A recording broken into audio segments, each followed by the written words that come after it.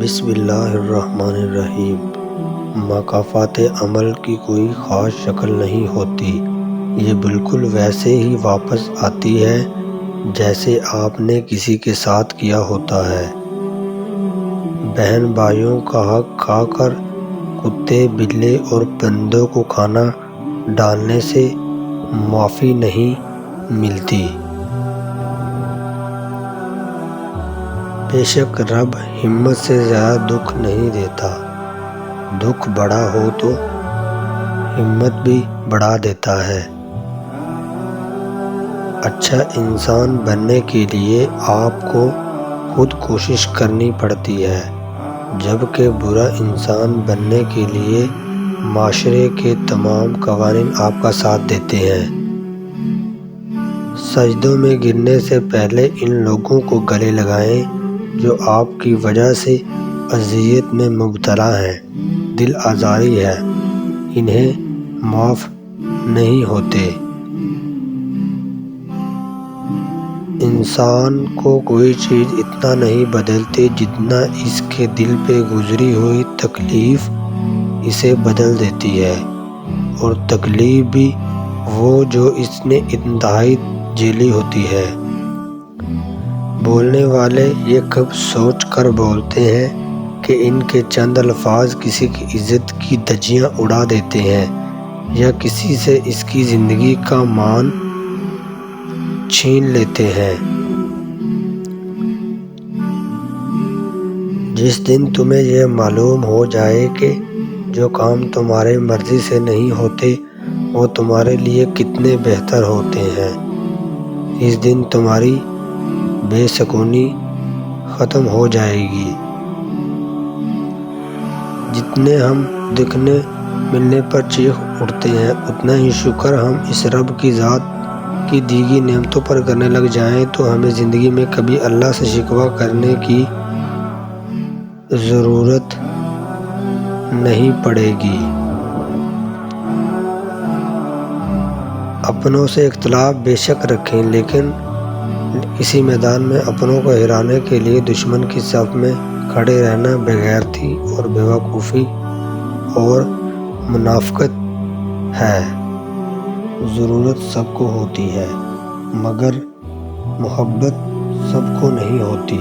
کچھ لوگ ضرورت پورے کرنے کے لیے محبت کا سہارا لیتے ہیں، اور کچھ محبت نبھانے کی خاطر اپنی ضرورتیں اور خواہشات قربانیاں کر دیتے ہیں۔ فرق صرف ترجیحات کا ہے۔ ہم جب بھی ملے، جس سے بھی ملے، دل سے ملے، ہم لوگ دکھاوے کی محبت نہیں کرتے۔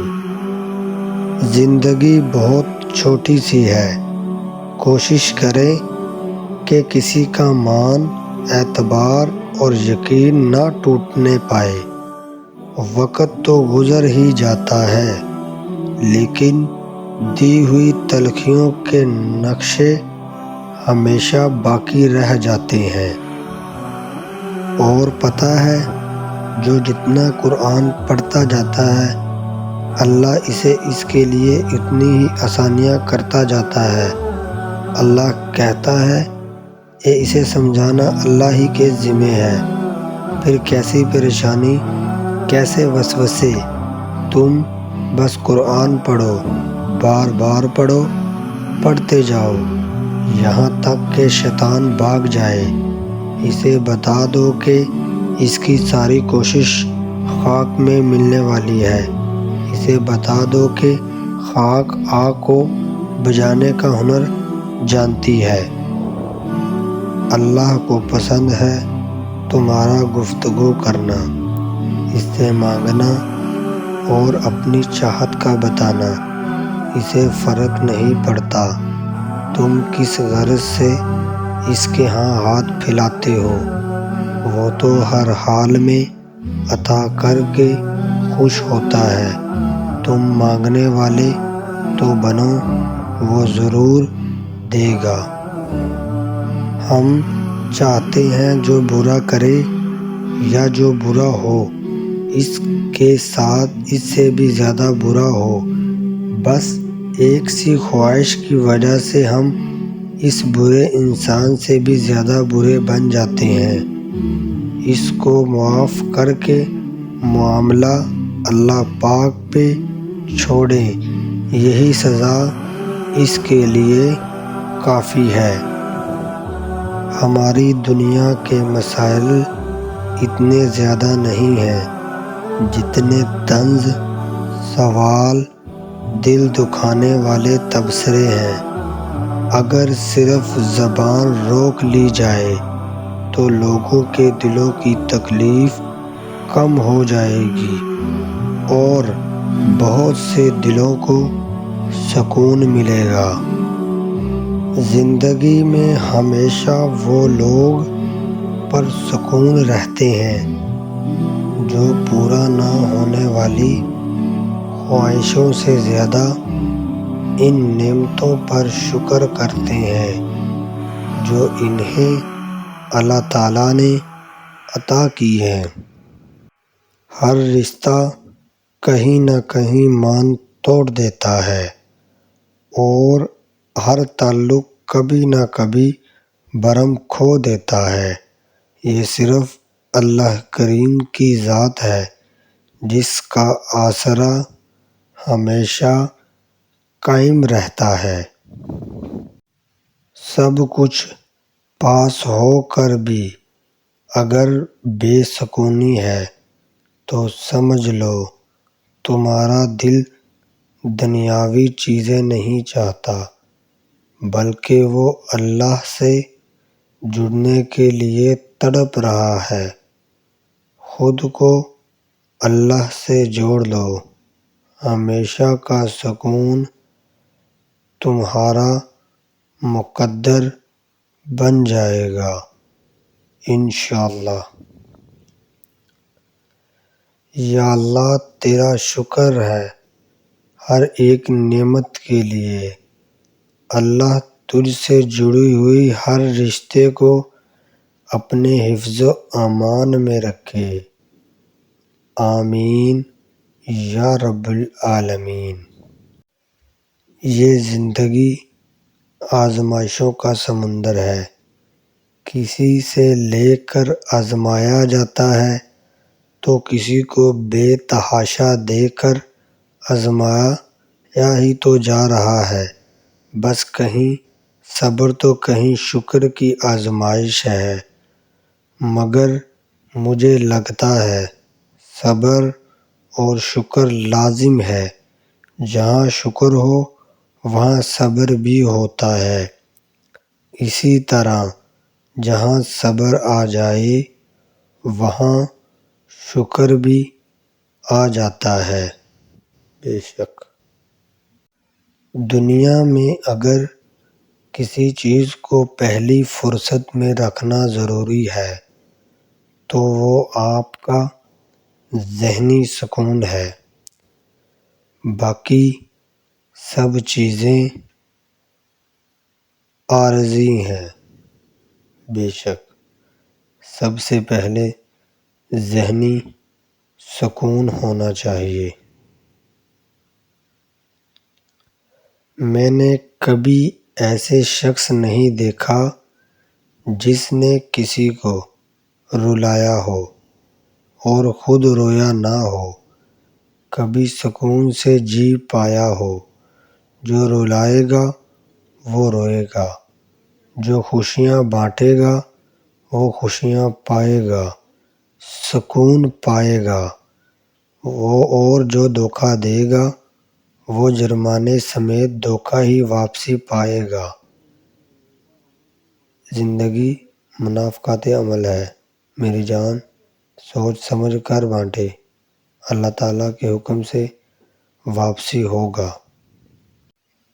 جب آپ لوگوں میں کچھ بانٹنے والے بن جاتے ہیں تو اللہ سب سے زیادہ وہ چیز آپ کو ہی دیتا ہے۔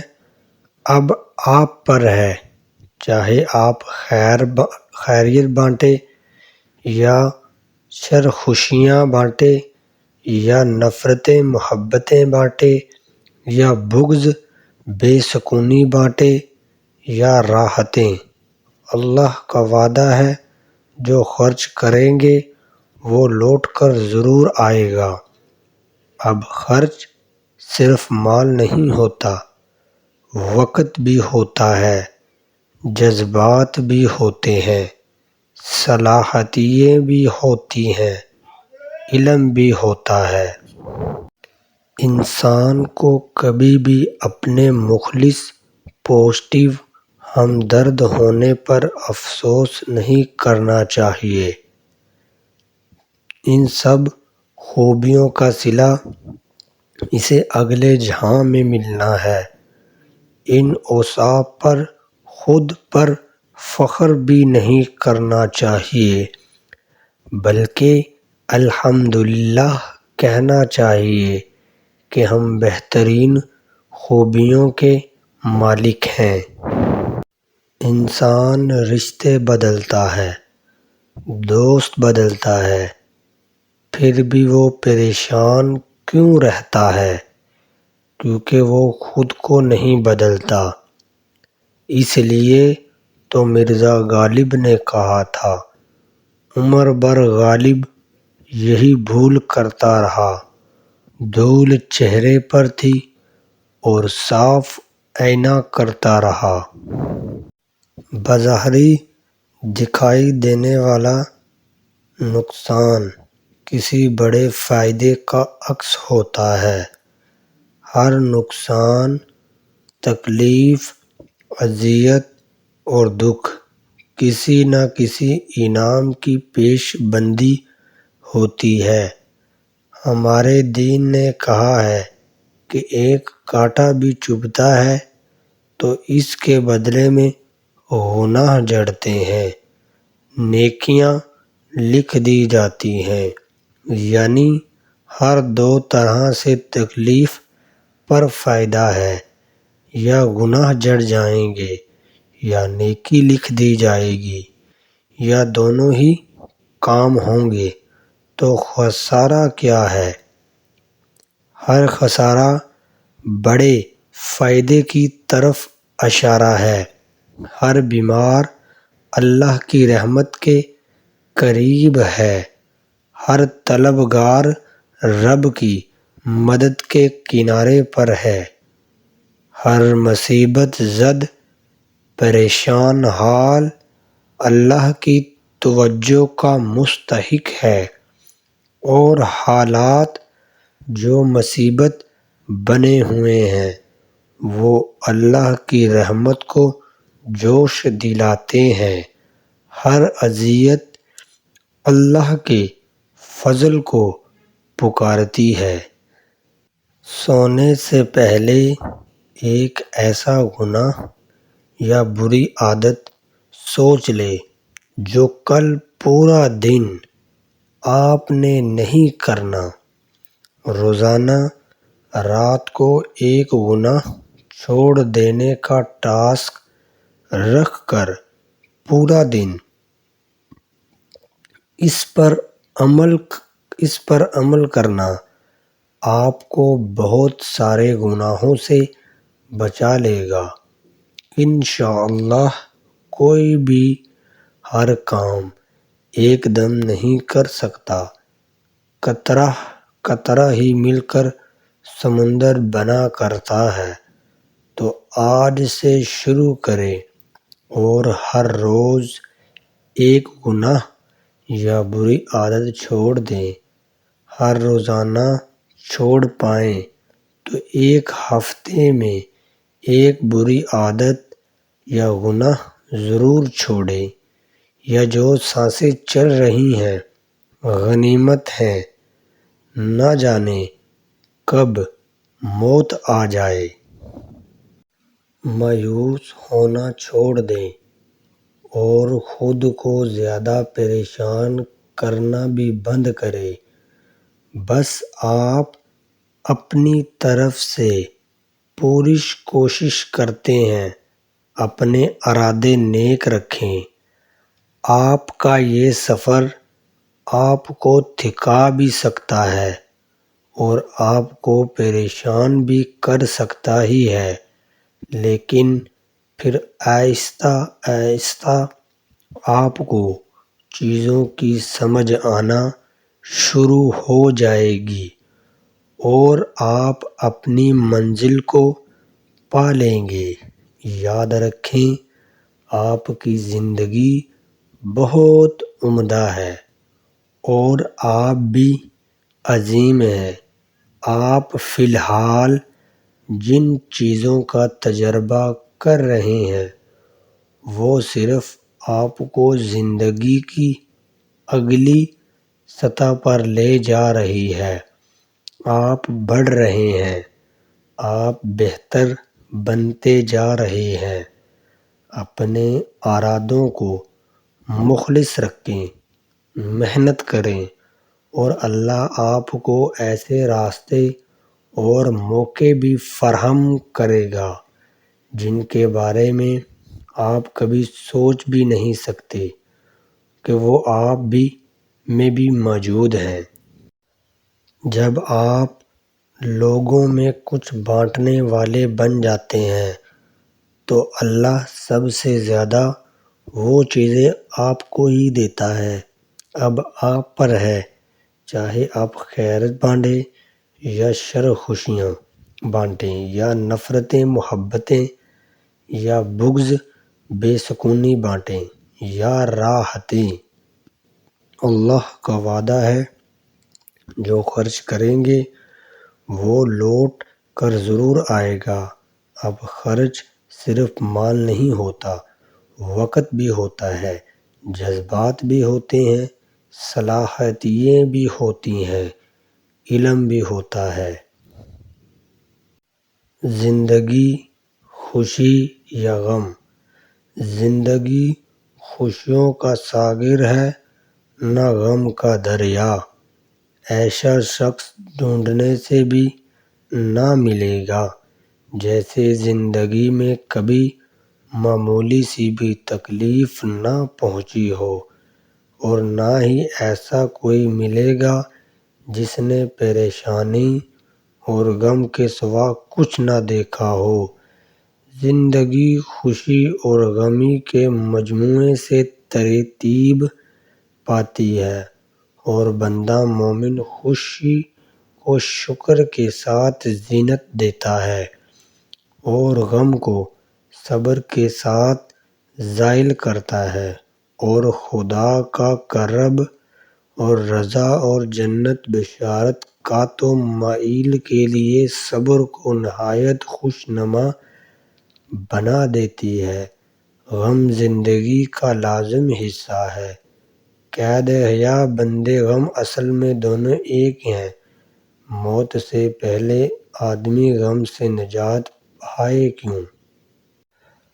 جب تم غم سے پریشان ہوتے ہو، جب تم اللہ سے دعائیں کر کے آنسو بہاتے ہو، جب تمہیں لگ رہا ہوتا ہے کہ سب ختم ہو گیا ہے، جب تمہیں لگ رہا ہوتا ہے کہ تمہاری دعاؤں کو سنا ہی نہیں گیا، جب تمہیں لگ رہا ہوتا ہے کہ اب جواب نہیں آئے گا، تب اللہ تعالیٰ تمہیں دیکھ رہا ہوتا ہے، تمہاری دعاؤں کو سن رہا ہوتا ہے۔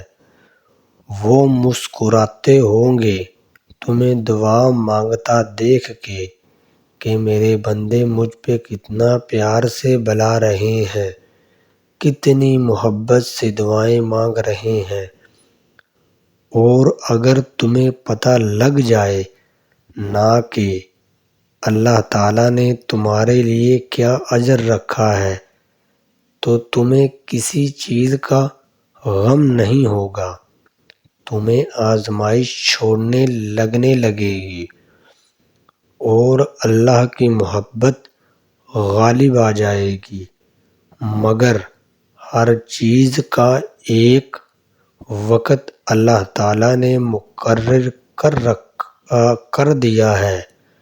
تم تو بھی دعا کرو اور بہترین وقت کا انتظار کرو اور نصیب سے نہیں گھبراؤ، اور تو اللہ کے ہاتھ میں ہے جو تم سے بے انتہا محبت کرتا ہے۔ اس دنیا میں انسان کا اگر کوئی اپنا پرسنل اور انتہائی قریب ہے تو وہ اللہ ہے، بس اللہ۔ اللہ کو آپ اپنا کہہ سکتے ہیں کیونکہ وہ موت کے بعد بھی آپ کے ساتھ ہوگا، اور اس دنیا میں کیا ہے جو مرنے کے بعد بھی ساتھ جائے گا؟ کچھ ہی نہیں ہے، تو پھر یہ دنیا اور اس کی چیز آپ کی کیسے ہوں گی؟ وقتی طور پر بھی ہو سکتا ہے اور عنقا ہو بھی تکلیف دہ عمل ہوتا ہے۔ تو کون ہو آپ کا؟ لوگ، چیزیں، خواہشات، اللہ کے سوا کوئی تمہارا اپنا نہیں ہے جو تم سے اور جو تم سب سے زیادہ پیار کرتا ہے، نہ بھی نہیں۔ انسان کے پاس صرف اللہ ہے، انسان کے ساتھ صرف اللہ ہے، تو اس کا ساتھ کو ہر روز چیزیں شیئر کریں اور اس دوست میں انویسٹمنٹ کریں۔ تکلیف: جب کوئی عورت بچے کی پیدائش کے وقت چیخ رہی ہوتی ہے، تڑپ رہی ہوتی ہے، تو میرا دل چاہتا ہے میں اس وقت اس کے شوہر کو لا کر ادھر کھڑا کروں تاکہ اسے پتہ چلے اس کی بیوی اس کی نسل کی خاطر کیسے تڑپ رہی ہے، تاکہ اسے بعد میں وہ زندگی میں کبھی یہ کہہ نہ سکے کہ تم نے کیا ہی کیا ہے میرے لیے خاطر، تم نے اولاد پیدا کر کے کوئی انوکھا کام نہیں کیا۔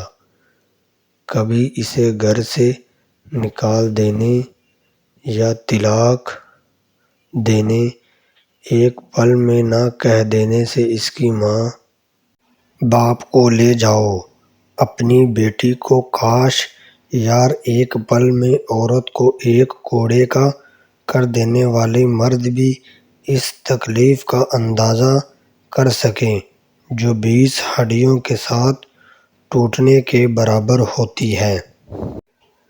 ہمیں اپنی زندگی میں ہم مزاج لوگ بہت مشکل سے ملتے ہیں، ایسے لوگ جو ہماری ہنسی کے پیچھے کا درد جان لیں، جن کو ہمارے پیار سے زیادہ ہماری تکلیف سے فرق پڑتا ہو۔ یہ دنیا بھری پڑی ہے ہر قسم کے لوگوں سے۔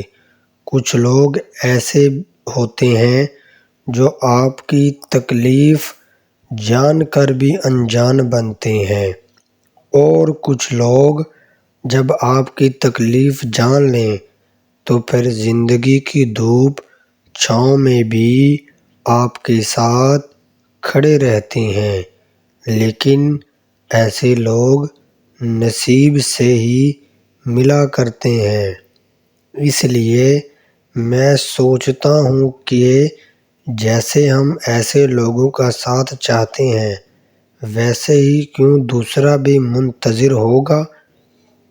کسی کے پیار کو، کسی کے خلوص کو تو کوشش کریں کہ جس چیز کی کمی آپ محسوس کرتے ہیں وہ کسی دوسرے کو نہ ہو، اور پیارا و خلوص اور خیال وہی اپنا پن جس کے لیے آپ ترس رہے ہیں، اور آپ کسی دوسرے کو دے کر اس کی زندگی خوبصورت بنا سکتے ہیں، کیونکہ دنیا داری کچھ نہیں ہوتی، بات ہے تو صرف احساس کی۔ اللہ یقین اور آزمائش کے لیے بس اپنے خاص بندوں کو چنتا ہے، اور جنہیں چن لیتا ہے وہ اللہ کے انتخاب پہ راضی ہو جاتے ہیں۔ پھر ہم ہر اس سانس پہ یقین رکھتے ہیں جو اللہ نے ہمیں خود تک لے جانے کے لیے دیا ہے۔ پھر ہم خود کو معاف کرنا سیکھ جاتے ہیں۔ پھر ہم اللہ کے فیصلوں میں اپنا سکون تلاش کر لیتے ہیں۔ اللہ تک ہم اچانک ہی نہیں پہنچ جاتے، بہت لمبا سفر طے کر کے اس تک رسائی ملتی ہے۔ جب ہمیں اڑان کا شوق ہوتا ہے تب وہ ہمیں منہ کے بل زمین پر گراتا ہے۔ پھر جب یقین پہ زخمی ہو جاتے ہیں تو ان زخموں کو محبت کے ذریعے پھرنا سکھاتا ہے، کبھی اپنے راز سے آزماتا ہے اور کبھی ہماری رضا کو کر کے اپنی طرف لاتا ہے، اور ہم سب کو مختلف ذریعوں سے پرکھتا ہے، آہستہ آہستہ ہمیں اپنی طرف کھینچتا ہے، پروں کو نئی پرواز سکھاتا ہے، پھر ایسی اڑان سے نوازتا ہے کہ سارا زمانہ دیکھتا رہ جاتا ہے۔ اس کا جواب میں بھی حکمت ہوتی ہے اور اس کی خاموشی میں بھی تم سنا کرو، دل لگا کر جو وہ تمہیں بتاتا ہے۔ جب ہم تنہائی اور خاموشی میں دعا مانگتے ہیں تو ہم اس یقین کا اعلان کر رہے ہوتے ہیں کہ ہمارا اللہ تنہائی میں ہمارے پاس ہے اور وہ خاموشی کی زبان بھی سنتا ہے۔ دعاؤں میں خلوص آنکھوں پر نم کر دیتا ہے اور یہی آنسو دعا کی منظوری کی دلیل ہے۔ دعا مومن کا سب سے بڑا سہارا ہے۔ دعا ناممکنات کو ممکن بنا دیتی ہے۔ دعا زمانے بدل دیتی ہے۔ دعا گردش روزگار کو روک سکتی ہے۔ دعا آنے والی بلاؤں کو ٹال سکتی ہے۔ دعاؤں میں بڑی قوت ہے۔ جب تک سینے میں ایمان ہے دعا پہ یقین رہتا ہے۔ جس کا دعا پہ یقین نہیں ہے اس کے سینے میں ایمان نہیں ہے۔ اللہ سے دعا کرنی چاہیے کہ وہ ہمیں ہماری دعاؤں کی عافیت سے مایوسی نہ ہونے دے۔ مجھ سے جب کوئی پوچھتا ہے کہ تمہیں کیوں لگتا ہے کہ وہ تمہاری ساری دعاؤں کو قبول کرے گا، اتنا یقین کیسے، تو مجھے بہت حیرت ہوتی ہے۔ بھلا میں کیسے اور کیوں نہ کروں اس پر بھروسہ؟ میں اس کے علاوہ بھروسہ کروں ہی کس پہ سکتا ہوں؟ کسی دوسرے کو تو چھوڑو، میں تو اپنی ذات پہ بھی مکمل یقین نہیں کر سکتے۔ میں اپنے لیے بھی ہر بار صحیح فیصلہ نہیں کر سکتے۔ وہ میرا مالک ہے، میرا رب، میرا ساتھی ہے۔ مجھے اگر کوئی اندھیرے سے اجالوں میں لائے تو وہ ہی میرا رب ہے۔ اس کی محبت پاک ہے، صاف ہے، وہ داغ نہیں دیتا، وہ تنہا نہیں چھوڑتا، میری صداؤں کو سنتا ہے۔ تو پھر کیسے نہ کروں میں اس پر بھروسہ؟ میں جانتا ہوں وہ صحیح وقت پر میری ہر دعا پہ کن کہہ دے گا۔ وہ میرا رب ہے، پیارا رب ہے۔